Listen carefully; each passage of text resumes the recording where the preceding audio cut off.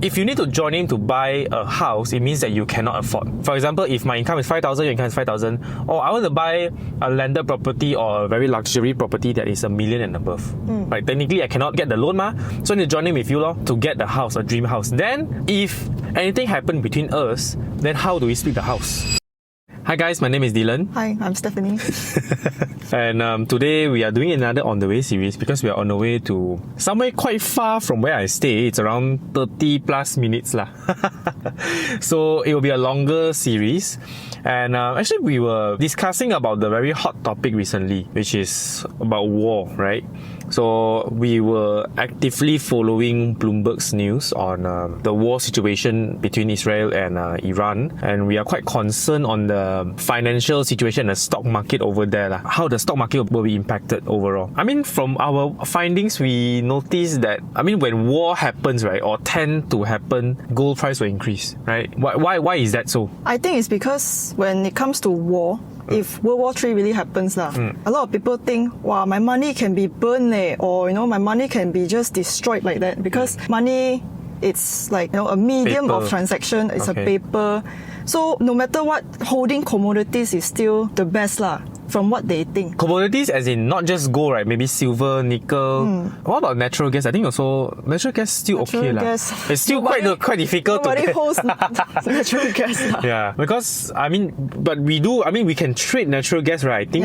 Yeah. So palm oil. Yeah. Then it becomes back to what you previously said is what the barter system, right? Oh yeah, because maybe buying gold, if I hold gold and World War III really happens, ultimately I can use back the very traditional way, which is barter system. Okay. Because money can be burned and all that So gold, it's very hard to destroy. So let's say if I have a bullion, then I can maybe trade like last time. Barter system. What is a bullion? A bullion is it's a pure form of gold basically gold bar the big ones. The big gold bar. Okay. So it's not an excuse for you to buy jewelry, right? Gold. Jewelry. Jewelry. Because outside the gold jewelry outside, like let's say Bokong and all that, right? They have a lot of what do you call that? 手工费. So it's like workmanship fees. Craftsmanship. The fees, yes. right? So it's not as pure anymore. So if you have all these additional fees adding up, then it's not that worth And then the gold price outside is not really the truest price. Yeah, the truest price also. Yes, because okay, I think we can share our experience when we went to Guangzhou also. When we went to Guangzhou, there's a place in Shenzhen that sells gold in the real gold, 99.9 The entire gold. town is like selling gold, silver, mostly gold because they Chinese love anything that makes money. Chinese love it like property, gold and all that. So it's quite a wonderful thing to see, because like imagine the entire Old Klang Road is selling gold. Then you have all the plazas, the shopping malls, all selling gold, and their gold price is cheaper than Malaysia. Yeah. I can guarantee it's cheaper than Malaysia because I'm quite calculative and don't worry. When I say it's cheaper, confirm cheaper. No, the cheaper in the sense like if you convert yuan to ringgit, right? It's cheaper by I think near to 100 ringgit, if not mistaken. But that time is last year it's in 2023 year end like that. So from what I realized is the gold price differs from countries to countries. And I think Malaysia overall the gold supplier is not that much. It's not very big, the market. So I think there will be some sort of monopoly market happening in Malaysia And back to the point where I believe that gold bar, the reason why gold bar is the best is because first thing is the the craftsmanship fees. Second thing is, I think when it were to, let's say if you want to sell it off, right, they need to dissolve it. If they want to dissolve the, let's say a necklace or a bracelet, right, it takes more effort and everything to dissolve the gold back to its form. So then gold bar will be the best choice for you to invest, to hold. Or if you want to buy jewelry, you can, but buy pure gold and don't buy those with diamond or with what do you call it? 24K white gold and yellow gold rose together. gold, all that. Rose gold, yeah. I think all of that is, I mean, of course, if you were to buy for accessory-wise, it's okay. But if for investment-wise, I think it's an excuse for you to buy jewelry. Or you can even buy on, there's a listed one. What is it called? Gold ETFs. You have gold ETFs. You have. I think Maybank also gold do, right? fund. I think a lot of gold funds out there. Yeah, there are gold funds out there. So there's a gold tracker price index one that you can buy, but mostly it's Sharia lah. Sharia compliant. So ETF tracker or price tracker is basically like that. Literally, this fund tracks the gold price fluctuating up and down. And gold, I mean, if you look at the whole history and what happens when war happens, right? It always goes up in terms of pricing, but don't expect it to skyrocket like per year increase 10 to 15%, 20%. It doesn't make sense lah. Yeah, it's a hedging tool lah. Yeah. So a lot of financial scams, right? Happen with gold, cryptocurrency and stocks and whatsoever. And it's not because of gold is wrong, buying gold is wrong or buying crypto is wrong. It's just that scams tend to package products with the hot products. They hop onto the hot trend. Yeah, the bandwagon lah. The bandwagon. Yes, like now gold is very popular. You will definitely see gold scams happening here and there. Previously it was crypto, suddenly it went back up in terms of pricing. So I think this is something that all of us have to take note. Don't be greedy. Buy gold, buy the best legit way, licensed way of buying through banks or just buy the physical gold bar, it's fine. Yeah, I think it's very important to know that lah. I mean, back to the point where Sharia compliant, then it means that it's halal in a way lah, in the financial term. So for those Muslim friends, you all can invest in gold as well, no worries about it. I think it's one of the best way to hedge against inflation and in fact war also lah. That's one of the ways. So diversify lah, don't just all in gold or property or stocks. I think diversification is still the best key to invest. Okay, so besides this war, right, I think, is there any other things that we found out quite interesting, through the news or something? I think rather than the news, maybe, recently I saw on Xiaohongshu lah, that a lot of couples, they like to, I mean, maybe girls a lot of girls like to ask on Xiaohongshu whether to join name to buy property or not. Yeah, I don't know why. I think it's mostly girls asking, if not mistaken. I don't know why they like to ask this question. Okay. Maybe I think you should know the answer better. But if you ask me, right, I think it's the insecurity of girls lah. I mean, traditionally, not now. It's like maybe their upbringing is like, girls have to be compensated when you married. Have to be compensated with a lot of houses. The guy have to be more successful and whatsoever. Is that relevant? Is it relevant to you or not? Very important, this one. Because I don't really have this thought lah. Maybe give when you go give dowry. They call it dowry, right? When you give dowry, then that one is different. Okay. That one is really called compensation or what lah. But then house joint name, I don't think it's necessary lah, because there's a rationale behind, right? Why it's better to buy name with your own personal name. So if let's say you have a couple two person, then you have 90% quota right? Like a loan quota lah. So isn't it wiser to use to get 90% properties? I think it depends on. Okay, first of all, right, let's go back to the point again. If you need to join in to buy a house, it means that you cannot afford, right? Can we agree to that first? For example, if my income is 5,000, your income is 5,000, or I want to buy a landed property or a very luxury property that is $1 million and above, right? Technically, I cannot get the loan, so I need to join in with you to get the house, a dream house. Then, this is very risky. If anything happened between us, then how do we split the house, right? The asset, how do we split it? I thought it's once the name is on SPA, it's 50-50 automatically. Yes, but then it complicates a lot of things. It's not just legally or financially. It sometimes involves a lot of emotions and relations. Sometimes if I say, hey, I don't want to sell, but you want to sell, then how? You get what I'm saying now? It involves both sides of agreement.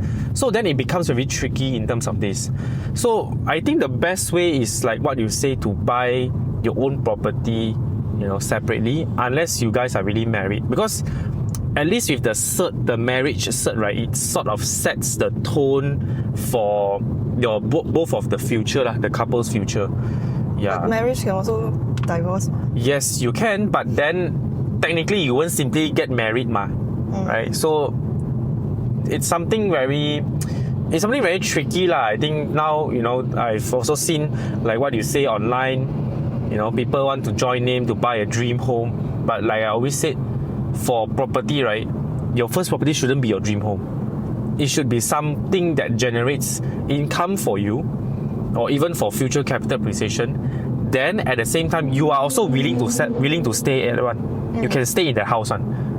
They call it the own stay test. Yeah, don't say test. So it's like a hybrid thing, Okay, I can stay. If don't want, I can invest also. Then the investment also can generate cash flow, or I need to top up a little bit. It's fine.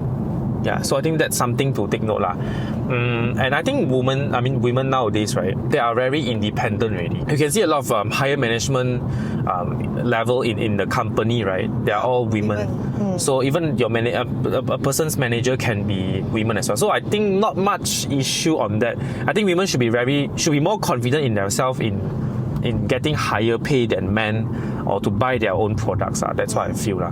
So you don't have to really rely on one party. Same goes for men. You don't have to rely on women to get your dream house. I just work for it. I think that will be a better choice from what I see. So it's lessen the conflicts. But then a lot of people, right before they marry, they like to buy house. Like right before they marry, they will say, I need to get a house first, then only I maybe propose or maybe get married. Why can't they just rent? Actually, that's a very interesting question. Interesting debate. I think I'm not too sure about other races, but I think especially for Chinese, if you look back at the old movies, the Hong Kong movies, right, or any Chinese movie, when you want to propose or to meet the other partner's parents, right? Normally the parents will ask, is he 有车有房嘛? It's like, do you have car? Do you have houses? Do you have properties, assets on hand? So I think that's the traditional way.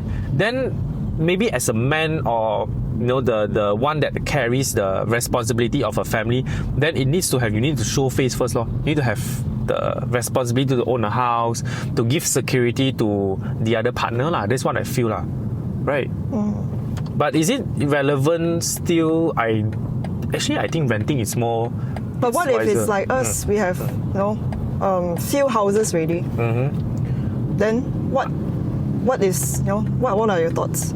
I think with, even though I feel properties on hand, I still think the best is still to rent for now, if you want to rent a landed house or a very luxury semi-D or whatsoever. And the reason is because if you look at the property portal, right, you will understand one thing is the selling price for a landed property versus the rental, it doesn't tally one. Which means landed properties rental is very low. So if you guys were to start up a family, right, to start a family with babies, 1 or 2, even with pets, right, then you you have to get one landed property which is 1.5 million, 1.2 million whatsoever. But you rent, maybe it's only 2,000 plus. So I think it's cheaper to rent, and you can get basically the landed house as well. I don't see what's the problem. Then you use your existing property rental to cover the cover the landed properties rental whatsoever. Also can one. So I think it's something that is feasible. It's just that the risk of you keep continuing to rent, suddenly one day the owner wants to sell it, then it's very mafan for you. I think that's the only downside that I see. At most it's just maybe troublesome to move. Yes, and sometimes, especially when you go for landed properties, most of them will just want to cut costs. They will say, I'll go for partial furnish. I buy my own properties, I got my own furnitures it's okay, I got my own furnitures. So then when you buy a lot of things, you treat it as your own house. Suddenly 2 years, 3 years, 5 years down the road, the owner say, hey, you know what, I need to sell this house already, I want to migrate to Australia, I want to migrate to England. Then it's a very troublesome thing. So then the options by then is you have to move out or you buy over the house. I think that's only the best way lah. So yeah, I think there's some trade off on some pros and cons. So just have to mitigate our own lah. And speaking about landed properties, right? Of course, the older settings of landed properties, you have those individual title one without gated and guarded. Would you spend, let's say the house is 700,000. Would you spend to buy a landed property with 700,000 in the city centre as well lah? Of course, near KLCC, maybe 10 km away, or would you spend 700k to buy a new condo? Me Yes, you lah. New condo lah, definitely. Why? Because landed is so tough to maintain. Because my parents' house is a landed ma. Okay. So we've been staying in landed, ever since. So I feel like there's a lot of things to maintain somehow. But condo, I think you only need to care for your space. Be it 900 square feet, 1,000 square feet, that's the space that you need to take care of. And then the rest of the maintenance, let's say the condos maintenance, facade, lift, everything, if they don't do a good job, then you can always complain. You can always go to the AGM and raise up this issue, something like that. Then they will maybe rectify, depends on your management. They will rectify. So you don't have to do a thing, you just need to speak. I think, but then, I mean, especially Chinese I would say, 700k I can get one landed property already, the older ones, or why would I want to buy a condo, which I have to take the lift up and down every time. I think this is also always the debate lah. Especially when it reach 1 million. I think it's the same thing as buying gold and commodities, because it's like they think scarcity. So if I buy one unit in a plot of land versus I buy that plot of land, in a way, not that you really buy the land. Yeah. So it's the same thing scarcity. They will think. Oh, okay, I get it. Because landed they think will appreciate more, because KL is getting smaller and smaller. Then they see so many developers buying land here and there. Yeah. Okay, so I get it. So you mean that you can actually own the land compared to landed in the sky lah. Yeah. Okay. Correct. I think this is very, very, it's very relatable. Because I think a lot of people, they cannot accept condo is because, especially when it reaches the 1 million point. Especially, you can ask any of our parents or even same age group, right? They will say 1 million, buy landed already loh. Why would I want to buy condo? But then I always say, a 1 million condo versus a 1 million landed in the same exact location, right? A 1 million condo definitely gives you much more better security facilities, amenities. Agree? More quality living quality in exchange. So then the reason why people want to buy landed is because they want to open the gate, auto gate, open, they park inside, they straight masuk. But if you have a lot of groceries or a lot of things to move from your car to your house, landed is really much better, no doubt about that. Then even when going out, you can just hop onto your car and drive out straight away. Then condo, depends on how high end your condo is. You still need to go down or go up, no matter what one level or few levels. So technically for condos, it means that you have to first of all go through the boom gate. Then you reach your parking one, you have to scan another gate. Then you reach your lift lobby, So it's like 3 to 4 tiers of checkpoint. So it's quite mafan. And for landed property, it's literally just maybe you're gated guarded, then just one, then your auto gate 2 only. Yeah, I think that's the main thing. That's the main difference that I see lah. How about raising a family there? Which one is better? Raising a family, I think it depends. I think that it doesn't revolve around condo or landed, because if I were to raise a kid, I will look at where his tuition center are, where his primary school is, to determine what is better.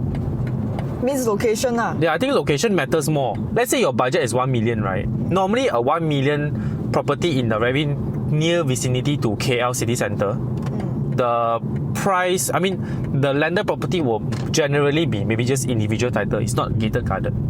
Then I think I'll go for condo. You get what I'm saying? Because condo 1 million, you can definitely get gated garden, very nice facilities for your kids to play around, to mix around with the neighbors during, at the facilities floor.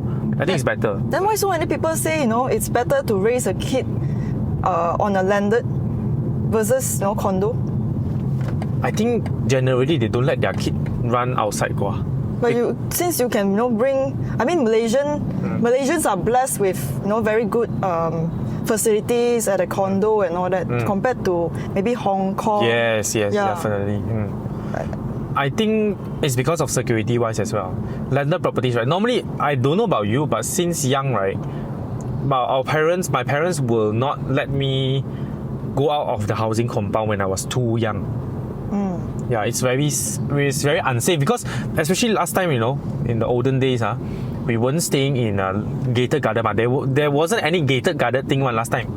It's only individual title. It's like your auto gate is the gated and guarded, the security checkpoint. So you cannot leave the house. So at least you have the compound to run, lor. But then I think now the context changed already. I think now the context really changed because condos are giving more facilities, and then you can actually bring your kid down to the facility first to walk around already, ma. I think then condo will be a better choice, lah. And if you want your kid to be more proactive to talk to others, and we know how important presentation skills are in the corporate world, then I think you should let your kid be exposed to talking to a lot more people rather than just keeping your son or your daughter in your housing compound. I think that's something very important. If you say so, then the community of that condo is very important. Yeah, but and like I said, normally, of course, not judging. Don't bash me. Not judging. It's just normally a rule of thumb. If the condo price is so high, right, the people who can afford, most of them technically should be very educated, right? So I think parents also will have a sound of mind that okay, at least my kid is mingling with someone that is educated, blah blah blah, this kind of thing. I think this is something very important as well. So community plays a very important role in all of these things. It's a very good thing, very good debate. I never thought of this because landed property. I stayed in landed back in Johor, but in here I'm staying in a condo, and I love condo is because of I don't have to really mix around with my neighbors. But then for landed properties, every time when you park your car, suddenly the neighbor is also going out, right? Then you have to be forced to say hi. Same as condo. Condo. Let's say if your next door neighbor also going out, then you're also going out wearing shoe and all that. Then no, condo. At least when I hear him going out, right, I can stay inside the house for a while. But for landed property, when I hear him opening the gate, I cannot straight away go out. I have to also need to rush out, I think so. I'm an introvert one. Not because it doesn't mean that I talk in front of a camera or I'm very extrovert. No, I'm an introvert. So don't bash me. Yeah, I think everyone has their own preference of living and privacy also matters So this is it's not that I'm not friendly not friendly. I'm very friendly one. It's just that very paise. So I think that's one thing about condo. Then you need to work harder to afford a private lift lobby house. Wow, that one have to work very, very hard. And of course, even if you can afford that, then I don't think, like back to the principle, I don't think it will be a immediate decision because for private lift lobby condo, then not many people can rent first right? You get what I'm saying? If you want to immediately buy this private lift condo, you need to have a lot of cash flow first because that would technically be your own stay house. It cannot be an investment property. Yeah, so I think that's something to take note as well. So I think we are reaching the location soon. I think that sums up, this debate. Very, very good debate. I never thought of we can talk about something so in-depth. This is very in-depth, and of course, everyone opinion may differ. So if you have anything that you want to ask, or we can just discuss, do comment below, do like, subscribe and share, and we'll see you in the next video. Bye bye.